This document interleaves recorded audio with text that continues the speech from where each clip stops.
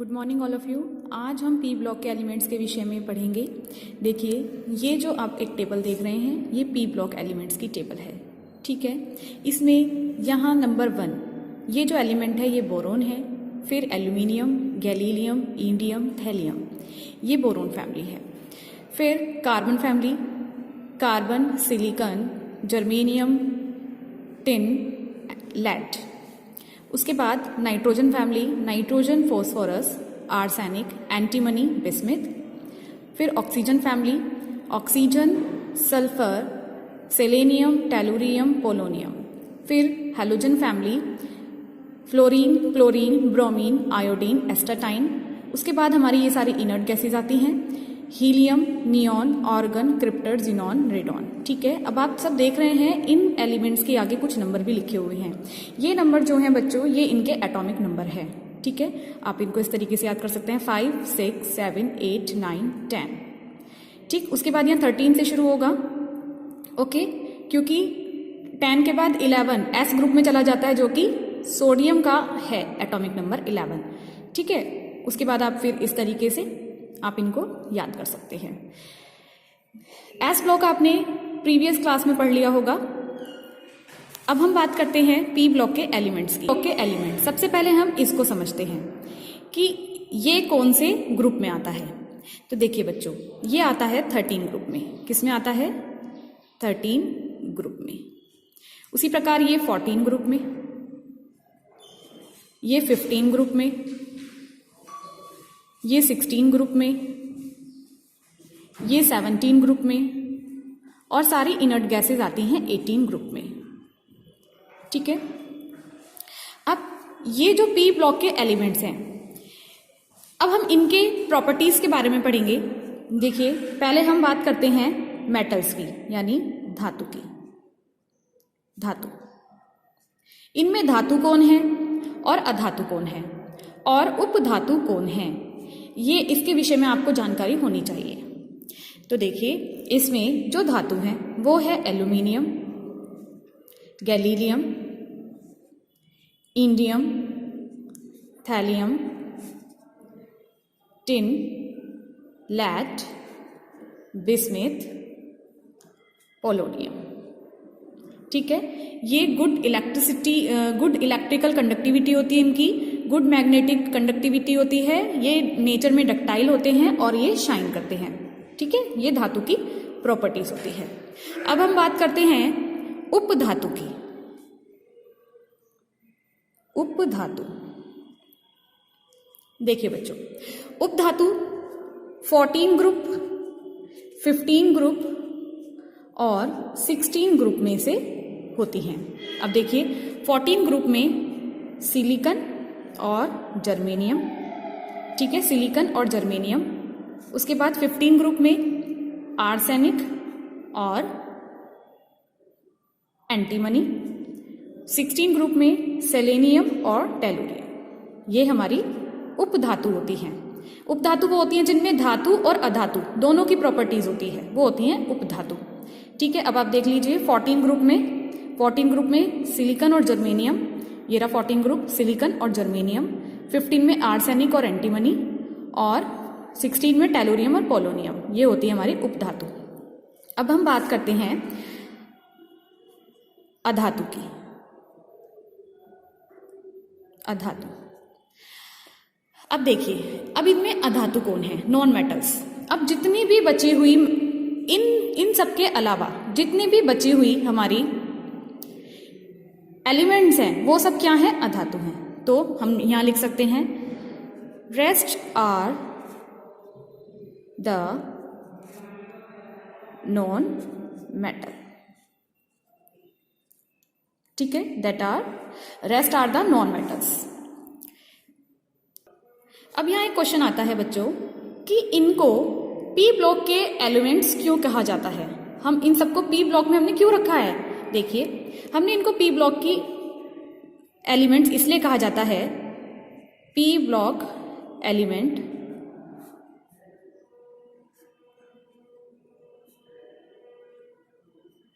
इसलिए कहा जाता है क्योंकि इनके outermost shell outer most shell में जो इलेक्ट्रॉन है, आउटर मोस्ट शेल में जो लास्ट इलेक्ट्रॉन वो किस में है? पी सब शेल में है, पी सब शेल में है, इसलिए इनको पी ब्लॉक के एलिमेंट्स कहा जाता है। ठीक है, अब देखिए पी ब्लॉक कैसा होता है। ये पी ब्लॉक है। पी ब्लॉक में जो ऑर्बिटल है वो 3 टाइप्स के होते हैं हमारे। एक तो होता है पी एक्स, एक होता है पी एक्स, एक होता है पी वाई और एक होता है पी जेड। देखिए किस तरीके से होता है। इसमें ये ऑर्बिटल्स होते हैं, ठीक है, इसमें 3 ऑर्बिटल्स होते हैं। ये होता है पी एक्स, ये होता है पी वाई और ये होता है पी जेड। ठीक, इसलिए इनको पी ब्लॉक के एलिमेंट्स कहा जाता है, क्योंकि इनका जो आउटर मोस्ट का जो लास्ट इलेक्ट्रॉन है वो पी सब शेल में होता है। अगर हम पी में बोलेंगे तो इसलिए हम इसको बोलेंगे पी सब शेल, पी सब शेल। और अगर हम इस तरीके से बताएंगे कि कौन से ऑर्बिटल में है, पी एक्स में है, पी वाई में है, पी जेड में है, तो हम ऑर्बिटल्स बोलेंगे। ठीक है, ऑर्बिटल्स बोलेंगे। देखिए स्टूडेंट्स, अब हम बात करते हैं नाइट्रोजन फैमिली की। नाइट्रोजन फैमिली की जो कौन से ग्रुप में है? ग्रुप नंबर 15 में। इनको हम निक्टोजेंस भी बोलते हैं। ठीक है, क्या बोलते हैं? निक्टोजेंस। देखिए अब 15 ग्रुप में कौन कौन से एलिमेंट्स आते हैं? नाइट्रोजन, फॉस्फोरस, आर्सेनिक, ठीक है, एंटीमनी, बिस्मिथ, ये 15 ग्रुप में आते हैं। ठीक है, अब इनका जो इलेक्ट्रॉनिक कॉन्फ़िगरेशन है वो क्या होता है? NS2 NP, इनका electronic configuration NP3, NS2 NP3 होता है। ठीक है, वो मैं भी बताऊंगी किस तरीके से होता है। अब इसमें जो ये है N जो होता है बच्चों, वो आप सभी को पता है, वो प्रिंसिपल क्वांटम नंबर होता है। ठीक है, क्या होता है? Principal quantum number. ठीक है, देखिए इसमें अगर मैं बात करूं फास्फोरस की तो उसका इलेक्ट्रॉनिक कॉन्फ़िगरेशन, उसका एटॉमिक नंबर क्या होता है? 15 और इलेक्ट्रॉनिक कॉन्फ़िगरेशन क्या होगा? 1s2, 2s2, 2p6, 3s2, 3p3, ये होगा इसका इलेक्ट्रॉनिक कॉन्फ़िगरेशन। तो इसमें जो लास्ट शेल है, लास्ट 2 शेल कौन कौन सी हैं? एक तो है s ऑर्बिटल और एक है p ऑर्बिटल। अब इसके s में 2 इलेक्ट्रॉन है, NS2 यहाँ मैंने समझाया था, और NP3, p में कितने हैं? 3 इलेक्ट्रॉन, NP3। तो इनका जनरल इलेक्ट्रॉनिक कॉन्फ़िगरेशन क्या हो गया? NS2 NP3। हम बात कर रहे हैं 15 ग्रुप के निक्टोजेंस फैमिली की। ठीक है, तो ये इसका इलेक्ट्रॉनिक कॉन्फ़िगरेशन हो गया। लेकिन अगर हम बात करें ऑल p ब्लॉक का, ऑल p ब्लॉक एलिमेंट्स के जनरल इलेक्ट्रॉनिक कॉन्फ़िगरेशन की, तो क्या होगा? NS2 NP 1 से लेके 6 तक इलेक्ट्रॉन्स आ सकते हैं। देखिए किस तरीके से 1 से लेके, मतलब NS2, S में तो 2 इलेक्ट्रॉन रहेंगे, लेकिन P में 1 से लेके 6 तक इलेक्ट्रॉन आ सकते हैं। कैसे? अब देखो, अगर हम बात करें बोरोन फैमिली की, तो बोरोन फैमिली यानी 13 ग्रुप में इसका जनरल इलेक्ट्रॉनिक कॉन्फ़िगरेशन क्या होगा?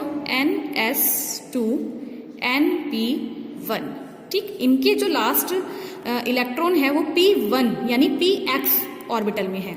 इनका NS2 NP2, इनका NS2 NP3, उसके बाद इनका NS2 NP4, फिर इनका NS2 NP5 और इनका NS2 NP6। अब देखिए इनके जनरल इलेक्ट्रॉनिक कॉन्फ़िगरेशन से ही हमें पता लग जाएगा कि ये कौन से ग्रुप में आते हैं। ठीक है, तो ये इसके लास्ट इलेक्ट्रॉन में, मतलब लास्ट आउटर मोस्ट जो इसकी 2 शेल हैं उसमें कितने इलेक्ट्रॉन हैं? 3 हो गए, 2 और 1 3, तो ये 3a हो गया, इसको हम बोलते हैं 3a। इसके 2 और 2, तो ये हो गया 4a। ठीक है, उसके बाद ये हो गया 2 और 3 5a, इसका 2 और 4 6a, उसके बाद 2 और 5 7a, और उसके बाद हमारी इनर्ट गैसेस में 2 और 6 कितना हो गया 8a। ठीक है, आप इस तरीके से निकाल सकते हैं। बच्चों अब हम पी ब्लॉक के एलिमेंट्स की प्रॉपर्टीज के बारे में पढ़ेंगे। ठीक है, प्रॉपर्टीज ऑफ 15 ग्रुप की प्रॉपर्टीज के बारे में पढ़ेंगे। ठीक है, तो सबसे पहले हम बात करेंगे नेचर की। इनकी नेचर कैसी होती है, यानी ये प्रकृति में जाते हैं।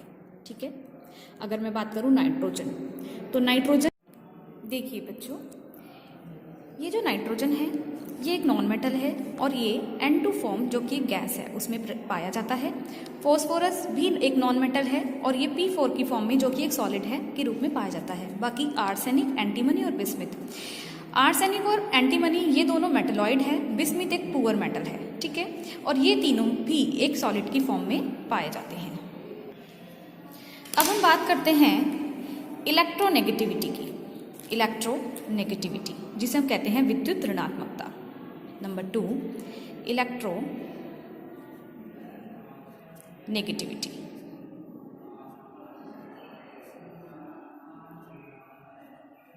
ठीक है, विद्युत ऋणात्मकता। देखिए विद्युत ऋणात्मकता का मतलब क्या होता है कि मान लीजिए कोई ये एक ए मॉलिक्यूल है, कोई ए एलिमेंट है और कोई बी एलिमेंट है। ठीक है, ये आपस में एक बॉन्ड से जुड़े हुए हैं। जब ये बॉन्ड टूटेगा तो जो साझे के इलेक्ट्रॉन होंगे कौन अपनी ओर अट्रैक्ट कर लेगा। ठीक है, कौन अपनी ओर अट्रैक्ट कर लेगा। मान लीजिए अगर बी दोनों इलेक्ट्रॉन अपनी ओर खींचने की क्षमता रखता है तो इट मीन्स जो बी है वो ज़्यादा इलेक्ट्रॉन नेगेटिव है कंपैरेटिवली ए। ठीक है, और अगर ए ले लेगा साझे के इलेक्ट्रॉन दोनों तो ए ज़्यादा इलेक्ट्रोनेगेटिव होगा बी से। ठीक है, दोनों कंडीशंस हो सकती है।